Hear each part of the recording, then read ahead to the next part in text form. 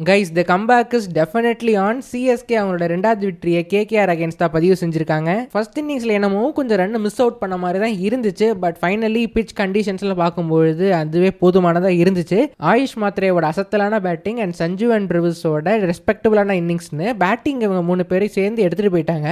பவுலிங்ல as usual நம்மளோட வளர்ந்து வரும் ஆல் pace bowler Anshul Kamboj again அவரோட ஃபார்மை கண்டினியூ பண்ணியிருக்காரு. பட் மெயின் விஷயமே நம்மளோட main lead spinner Noor Ahmad ஒரு 3 விக்கெட் ஆல் எடுத்திருக்காரு. ஸோ இந்த மேட்ச் எப்படி போச்சு, யாரெல்லாம் நல்லா பர்ஃபார்ம் பண்ணாங்க, பாசிட்டிவ்ஸ் என்ன, எதுலெல்லாம் இம்ப்ரூவ் பண்ணணுன்றதை பற்றி என்னோட தாட்ஸ் நான் இந்த வீடியோவில் ஷேர் பண்ணியிருக்கேங்க. ஸோ வீடியோ ஃபுல்லாக பார்த்துட்டு லைக் பண்ணுங்க, சேனலுக்கு ஃபர்ஸ்ட் டைம் மறக்காம சப்ஸ்கிரைப் பண்ணுங்க. இப்போ ஐஸ் வீடியோக்குள்ளே போகலாம். டாஸ் நம்ம ருத்துக்கு மறுபடியும் கிடைக்கல அண்ட் இந்த மேட்ச்ல நம்ம ஃபர்ஸ்ட் பேட்டிங் தான் இறங்கணும். கேகேஆர்ல வருண் சக்கரவர்த்தி உள்ள எடுத்துட்டு வந்தாங்க. நான் போன ப்ரிவியூ வீடியோவில் சொல்லியிருப்பேன், வருண் சக்கரவர்த்தி வரலனா பாதி மேட்ச் வின்னு, வந்தாருன்னா கொஞ்சம் இஷ்யூ இருக்கும்னு. ஸோ அதனாலேயே எனக்கு ஸ்டார்டிங்கில் கொஞ்சம் பயமாக தான் இருந்துச்சு. ஓப்பனிங்காக இந்த மேட்ச் ருத்து அண்ட் சஞ்சு தான் இறங்கினாங்க. பட் ருத்து இந்த மேட்ச்ல கொஞ்சம் சீக்கிரமா டேக் ஆன் பண்ண போய் அவுட் ஆகிட்டாரு கைஸ். அண்ட் 2 மேட்ச்லயும் தொடர்ந்து லெஃப்ட் ஆர்ம் ஸ்பின்னருக்கு எதிராக அவுட் ஆகுறாரு. போன மேட்ச்ல ஆடின இன்னிங்ஸ்க்கு இந்த மாதிரியான நாக்கு எவ்வளவோ பரவாயில்ல கைஸ். ஏன்னா இந்த பிச் பார்த்தீங்கன்னா நியூ பால்ல ஈஸியா இருந்துச்சு. பட் பால் ஓல்ட் ஆக ஸ்பின்னர்ஸ்க்கு நிறைய ஹெல்ப் கிடைச்சது. ஸோ இவரும் சீக்கிரம் அவுட் ஆக நம்பர் 3ல நம்ம ஆயுஷ் மாத்திரை வந்து பவர் பிளேல ஒரு கேமியோ ஆடினாரு பாருங்க. வேற மாதிரியான நாக்கு கைஸ். பால் எந்த பக்கம் போட்டாலும் சுத்தி 4-6 ஸ்கோர் பண்ணாரு. இந்த மாதிரி பவர் பிளேல இன்டென்ட்டோட இந்த அளவுக்கு பேச பேஷ் பண்ணி எந்த ஒரு பேட்டரி நான் பார்த்தது இல்லை. லைக் இவரோட கம்பேர் பண்ணணும்னா ஒரு அஜின்க்யா ரஹானே நமக்கு இந்த மாதிரி தான் ரோல் பண்ணிட்டு இருந்தாரு. ஸோ அவர் எவ்வளோ சீனியரான பேட்டர் அண்ட் இந்த பையன் 18 வயசு தான். பேஸ் எந்த பக்கம் போட்டாலும் பிரிச்சு மேஞ்சிடுறாரு கைஸ். வேற லெவல் ஹிட்டிங் பவர் பிளேல. ஸோ அகைன் இவர் அந்த ரஹானே மாதிரியான ரோலுக்கு ஆடுறதுனால இவரை நம்பர் 3ல இறக்குறாங்களோன்ற மாதிரி தான் தெரியுது. பட் அகைன் இவரை பவர் பிளேல எவ்வளோ சீக்கிரம் இறக்கி விடணுமோ இறக்கி விட்டுருணும் கைஸ். இந்த மேட்ச்ல இவர் இவ்வளோ சீக்கிரம் வந்ததுனால ஒரு எக்ஸ்ட்ரா ஒரு 20 ரன் நம்ம ஸ்கோர் பண்ணியிருந்தோம். பிகாஸ் சப்போஸ் ஒரு 5th 6th ஓவரில் தான் வரான்னு வச்சுக்கோங்களேன். அகைன் ஸ்பின்னர்ஸ் நார்மலான ஸ்பின்னர் போட்டால் ஏதோ 1-2 6 4 அடிப்பாரு. பட் அகைன்ஸ்ட் வருண் சக்கரவர்த்தி and Sunil Narayan extra skills தேவை. பிளஸ் இவரும் குட்டி பையனா இருக்கிறனால ஸ்பின் அகைன்ஸ்டான பவர் கேமும் இல்லாதனால அந்த ஒரு இஷ்யூ இருந்திருக்கும். தென் பவர் பிளே முடியும் போது வைபவ் அரோரா கிட்ட அவுட் ஆனார் கைஸ். ஒரு ஷார்ட் பால் அவுட் ஆனாரு. வைபவ் அரோரா இதோட ஷார்ட் பால்ல போன மேட்ச் மார்ஷ் அவுட் ஆகினாரு, மார்க்ரம் அவுட் ஆகினாரு. தென் இப்போ ஆயுஷ் மாதிரி அவுட் ஆகுறாரு. அது அவரோட ஆக்ஷன்னாலேயே என்னன்னு தெரியல. பட் சம்மா அவரோட ஷார்ட் பால் கொஞ்சம் நல்லா ஒர்க் ஆகுது அவரோட பவுலிங்க்கு. பட் எனிவேஸ் இதுக்கப்புறம் நம்பர் 4ல டெவால்ட் லூயிஸ் இறக்கி விட்டாங்க. எஸ் இப்போதான் அந்த பேட்டிங் ஆர்டர் இஷ்யூ ஆரம்பிக்குது. அந்த டைம்ல நிறைய கமெண்ட்ஸ் பார்க்க முடிஞ்சது. என்னோட ஒப்பீனியன் நான் ஷேர் பண்றேன். இந்த மேட்ச்ல டெவால்ட் லூயிஸ் நம்பர் 4 இறக்குனது கரெக்டான டிசிஷன் தான். பிகாஸ் டெவால்ட் லூயிஸ் கொஞ்சம் டைமும் தேவை அவரோட ஃபார்மை கெயின் பண்றதுக்கு. பிளஸ் இந்த மாதிரி மிஸ்ட்ரி ஸ்பின்னர்ஸ் போடும்போது அவர் தான் கொஞ்சம் நகர்ந்து அந்த மாதிரி டிஃப்ரெண்டான ஷாட்ஸ்லாம் ஆடுவார். டேக் ஆன் பண்ண முடியும். அண்ட் வந்தது முன்னே நிறைய டேக் ஆன் பண்ணாரு. பட் போக போக பிச்சு கொஞ்சம் கஷ்டமா இருந்தனால ஃப்ரீ ஃப்ளோயிங்காக அவரால் ஆட முடியல கை. ஸோ அதனால பெரிய இம்பாக்ட் கொடுக்காத மாதிரி இருந்துச்சு. பிளஸ் நிறைய டாட் பால்ஸும் ஆடினாரு. பட் எனிவேஸ் அவர் ஒரு 29 பால்ல 40 ரன் ஸ்கோர் பண்ணாரு at strike rate of 140. And அதுக்கு ஆப்போசிட் சைடில் சஞ்சு சாம்சன் சீரியஸ்லி நல்லா ஆடினாரு கை. ஸ்டார்டிங்ல ஒரு ஹேட்ரிக் ஃபோர்ஸ் அடிச்சாரு. அதுக்கப்புறம் அவர் அவுட் ஆனது கூட ஒரு பக்கம் டெவால்ட் லூயிஸ் ஸ்டக் ஆனனால நிறைய டாட் பால்ஸ் ஆடினால டேக் ஆன் பண்ணணும்னு போய் கார்த்திக் தியாகி கிட்ட அவுட் ஆனாரு. அண்ட் கார்த்திக் தியாகி செமையான போலிங் பண்ணாரு கைஸ். ஆல்மோஸ்ட் ஒரு 145 150ல யார்கரும் கரெக்டாக நெயில் பண்ணாரு. முன்னாடி இந்த ராஜஸ்தானுக்கு ஒரு சீசன் நல்லா பண்ணார்ல, அப்போ பார்த்த கார்த்திக் தியாகி மாதிரி அவரோட யார்கர் வைட் யார்கர் அது எல்லாமே பக்காவாக நெயில் பண்ணாரு. டெத் ஓவர்ஸில் நம்ம அதுக்கு வரலாம். மிடில் ஓவர்ஸில் ஹை பே ஷார்ட் பால்லாம் போட்டாரு. நம்ம ஆளுங்க கொஞ்சம் தடுமாறிட்டு தான் இருந்தாங்க.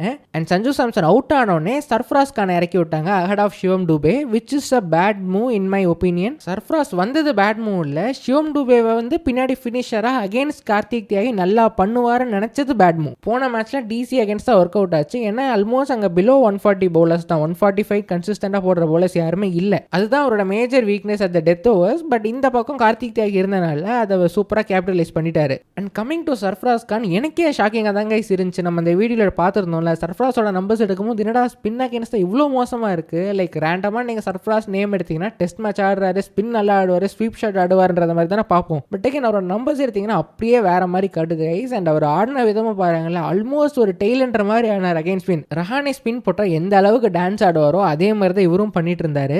அந்த இடத்துல டூபே அனுப்பியிருந்தாருன்னா டூபேவும் அடிச்சிருக்க மாட்டார். ஏன்னா டூபேயோட வீக்னஸும் இந்த ஃபாஸ்டிஷான ஸ்பின்னர்ஸ் நம்ம பார்த்துருந்தோம். பட் விக்கெட்டும் விட்டுருக்க மாட்டார். கொஞ்சம் டீசெண்டாக அந்த பவர் யூஸ் பண்ணி இந்த வருண் சக்கரவர்த்தி 2-3 ஸ்லாட் பால் போட்டார், அதை டேக் ஆன் பண்ணியிருப்பாரு. பட் நடுவில் அந்த பேசஸ் போட்ட 1-2 பால் சர்ஃப்ராஸ் கான் அடிச்சாரு. ஸோ அந்த மாதிரியான ரோலுக்கு அவரை டெஃபினட்டாக யூஸ் பண்ணலாம் இப்போதைக்கு. அண்ட் இன்னொரு பாயிண்ட், இப்படி சர்ஃப்ராஸ் இறக்கிறதுக்கு கார்த்திக் சர்மாவே ஆடலான்றது அது உண்மைதான் கைஸ். பட் என்ன ப்ராப்ளம்னா டாப் ஆர்டரில் 2 விக்கெட் குயிக்காக விழுந்துச்சுன்னா 4ஆவதுல அவங்களால சிவம் டூபேவும் நம்பி இறக்க முடியாது, டெவால்ட் லூயிஸையும் நம்பி இறக்க முடியாது. அவங்களால ஆட முடியாடுறது கிடையாது. பட் இவங்களுக்கு கான்ஃபிடன்ஸ் இல்லை. ஏன்னா பின்னாடி ஆள் தேவை, நின்று அடிக்கிறதுக்குன்ற மாதிரி யோசிக்கிறாங்க. ஸோ நம்பர் 4ல் ஒரு ரஜத் பட்டிடார் மாதிரியும் ஒரு ஸ்ரேயாஸ் ஐயர் மாதிரியும் கேமை நின்று எடுத்துகிட்டு போகக்கூடிய பேட்டர்ஸ் தேவை. அந்த ஸ்பாட்டுக்கு தான் ராயுடு மாதிரியான ஒரு பிளேயர் தேவை. ஓப்பனிங் இறக்குனாலும் அடிப்பார், நம்பர் 3நாலும் அடிப்பார், 4, 5, 6, 7 எங்கே இறக்குனாலும் ராயுடு அடிப்பார். ஸ்பின் அகேன்ஸ்டாகவும் பேஸ் அகேன்ஸ்டாகவும் சூப்பரான நம்பர்ஸ் வச்சிருக்காரு. அண்ட் சிஎஸ்கேவும் அதை நம்பி தான் அந்த மாதிரி ஒரு பிளேயர் தேவைன்னு ஆப்ஷனில் யோசிச்சு தான் கார்த்திக் சர்மாவை ராயுடு மாதிரியான ரோலுக்கு வருவாருன்ற மாதிரி யோசிச்சு எடுத்திருக்காங்க. ஸோ அவங்களோட பிளேயிங் லெவனில் கார்த்திக் சர்மா தான் முதல்ல இருந்தார். அதுக்கப்புறம் ஃபர்ஸ்ட் மேட்ச்சில் ஒரு யாருமே யோசிக்காத மாதிரி குவிக்காக விக்கெட்ஸ் உள்ள பேனிக் ஆகி உடனே சர்ஃப்ராஸ் இம்பாக்டாக யூஸ் பண்ண அவர் நல்லா ஆடினதுக்கப்புறம் கார்த்திக் சர்மா ஒழுங்காக ஆடாதனால ஒரு கன்ஃபியூஸ் ஸ்டேட்டில் போயிட்டு வேறு வழி இல்லை, சர்ஃப்ராஸ் நல்லா ஆடுறாருன்னு அவருக்கு ப்ரிஃபரன்ஸ் கொடுத்துருக்காங்க. So in an ideal world எல்லாமே நமக்கு சாதகமாக அமைஞ்சதுன்னா கார்த்திக் சர்மா பவர் பிளேயில் 4 இறங்கி கேமை எடுத்துகிட்டு போயிட்டு ஸ்பின்னர்ஸை டேக் ஆன் பண்ணி ஒரு 70 run அடிச்சிருப்பாரு.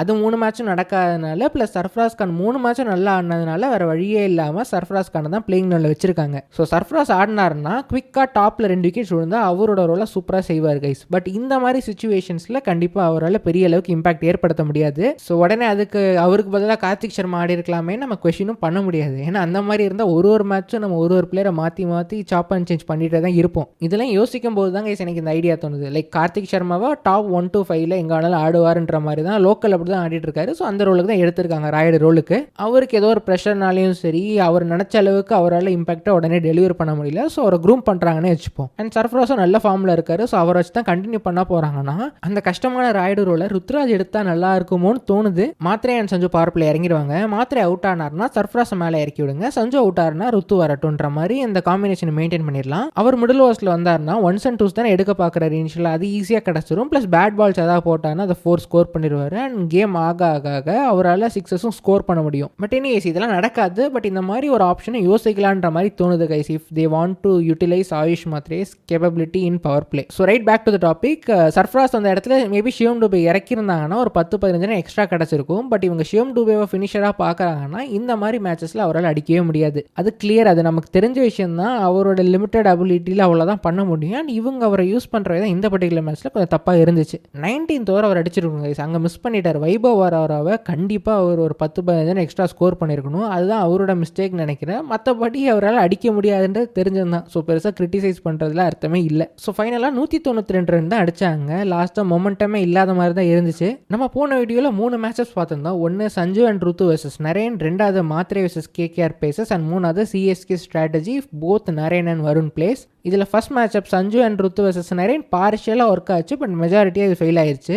Second matchup Mhatre versus KKR paces, அவர் லிமிட்டடாக தான் பண்ணார். பட் வந்த வேலையை முடிச்சு கொடுத்துட்டு போயிட்டாரு. ஸோ அது சிஎஸ்கே பக்கம் ஒர்க் அவுட் ஆச்சு. Third CSK strategy both Varun and Naren place. And அங்கே டெவால் பிரஸை நம்பர் 4ல் இறக்கி டேக் ஆன் பண்ண பார்த்தாங்க. பட் பிச்சு கொஞ்சம் அவங்களுக்கு சாதகமாக இருந்தனால பெருசாக ஒர்க் அவுட் ஆகலை. தென் கேகேஆர் அவங்களோட இன்னிங்ஸை சுனில் நரேன் வித் ஃபின்னாலன்னு ஆரம்பிச்சாங்க. இதை போனிட்டு நம்ம பார்த்துருந்தோம். சிஎஸ்கே அகில் ஹுசைனை யூஸ் பண்ணுறாங்கன்னா சுனில் நரேன் இறக்கி விட்டு ஆட வச்சிருவாங்கன்னு. அதே மாதிரி தான் நடந்துச்சு. பிளஸ் சுனில் நரேன் கொஞ்சம் இம்பாக்ட் ஆரம்பிச்சாரு. பட் அதுக்கு நடுவில் ஃபின்னாலன் விக்கெட்டை நம்ம அன்ஷுல் கமோத் எடுத்துட்டாரு கைஸ். ஸோ அங்கே கேம் பாதி முடிஞ்சிருச்சுன்ற மாதிரி தான் இருந்துச்சு. இந்த மாதிரி அவுட் ஸ்விங்க்கு அவுட் ஆவாருன்னு நம்ம சப்ஸ்கிரைபர் குட்டீஸ் 1430 பிரதர் அவங்க ஆல்ரெடி கமெண்ட் பண்ணியிருந்தாங்க. ஸோ அவங்க நினைச்ச மாதிரியே விக்கெட் எடுத்துட்டாங்க நம்ம சிஎஸ்கே பவுலர்ஸ். அதுக்கப்புறம் நரேன் விக்கெட்டை கலீல் அகமது எடுத்துட்டாரு. பவர் பிளேயில் கலீல் நல்லா தான் பண்ணாரு. பட் நடுவில் 2 ஷார்ட் பால் ட்ரை பண்ணுறேன்னு இடுப்பு அளவு கூட வரல, அந்த மாதிரி தான் போட்டார். அது 2 6s போச்சு. பட் மற்றபடி அவர் நல்லா பண்ணாரு. அண்ட் பவர் பிளே முடியறதுக்குள்ள சுனில் நரேன் விக்கெட் எடுத்துட்டாரு. இதுல சுனில் நரேன் கேட்ச் ஆகிற ருத்து நடுவில் விட்டாரு. ஆக மொத்தம் ருத்துக்கு எதுவுமே நல்லா போலன்ற மாதிரி அந்த மூமெண்ட்ல இருந்துச்சு. பாவமாக தான் இருந்துச்சு.